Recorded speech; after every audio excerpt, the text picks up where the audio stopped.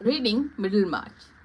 However, and moving his focus from form to content, Henry James was enchanted with the social realism of the people, solid and vivid in their varying degree, a deeply human little world. He was equally impressed by George Eliot's broad reach of vision and the brain in word behind her observation. But in analyzing the totality of the novel, Henry James, like many other after him, could not reconcile the diversities contained in the platitude of Middlemarch. He concluded his review with the perplexed query: if we write novels so, how shall we write history? Henry James, Galaxy, March 1873. A similar doubtlessness has marked the opinion of the other famous critic, and you may have to decide upon your own preferences as you discover the way in which the novel can be addressed by various methodological tools of analysis.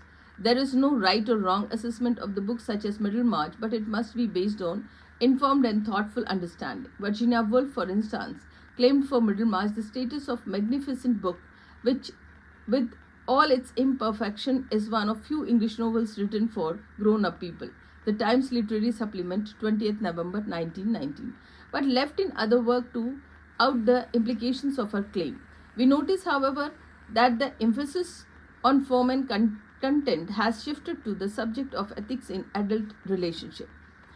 Later critics tend to see form, content, ethics, and morality as inextricably linked in the George Eliot's art. Consequently, competing views about the novel debate how a moral pattern is to be worked out in a novel where authors keep firm control of only indirectly as an omniscient narrative from about directly through the interventions addressing the readers. You will find Eliot telling the reader how to interpret a character, how to link an individual story to a universal design.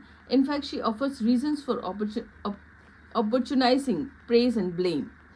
Several readers resent such controlling authorities, while others are quite comfortable in accepting George Eliot's professed view of the book, which favor the classic realism of the novel.